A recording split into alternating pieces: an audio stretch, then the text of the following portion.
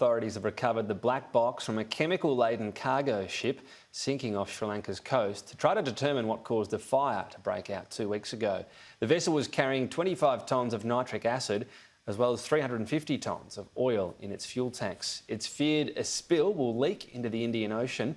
Hundreds of tonnes of plastic pallets have swamped the island's coastline, forcing a fishing ban and prompting concerns for the marine environment and economy. Joining me live now is Charitha Pattiaratchi, who's Professor of Coastal Oceanography at the University of WA. Thanks very much for your time. Just talk us through what we know, first of all, in terms of what's actually spilled off this ship. The plastic pallets have gone, but what about the oil and other very dangerous chemicals on there? Do we know about their chances of remaining contained? At the moment, let's look at the hazardous chemicals they talk about in nitric acid, etc.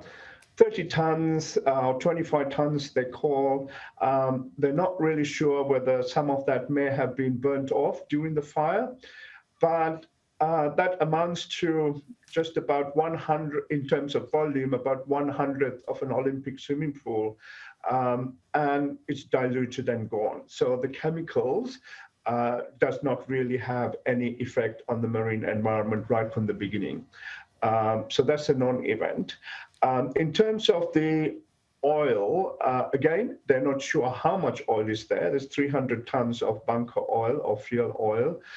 Some of that may have been burnt. At the moment, they're trying to ascertain what that volume is. So we actually don't know.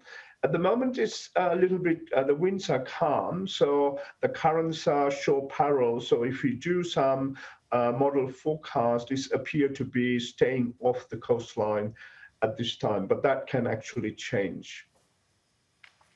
Is there any hope with the state of the ship and storage of the oil now that can be salvaged and won't leak? Well, yes, the ship is now, at least the aft side of the ship is resting on the seabed. It's about in depths of 21 meters. The ship is 44 meters high. So the bridge part is sticking out of the ocean.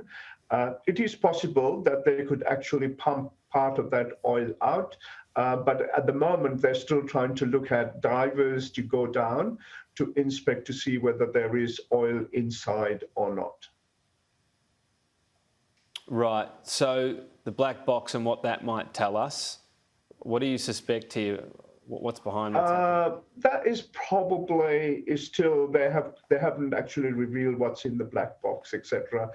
That's probably looking to see what actually caused the event and who told what, when, etc.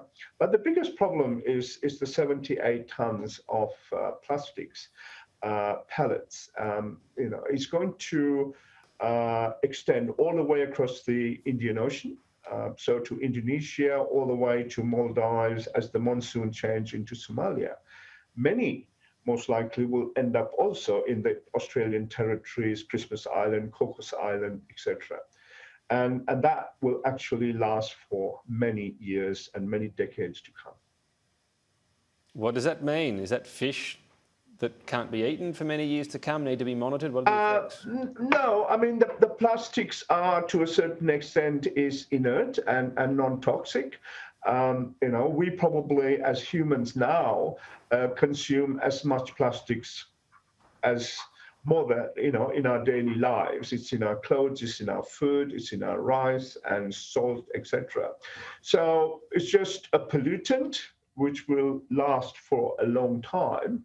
And may not have a toxic effect, except in the case that you actually it gives an extra surface for bacteria or contaminants to be attached to, and then you would actually have a issue in that system.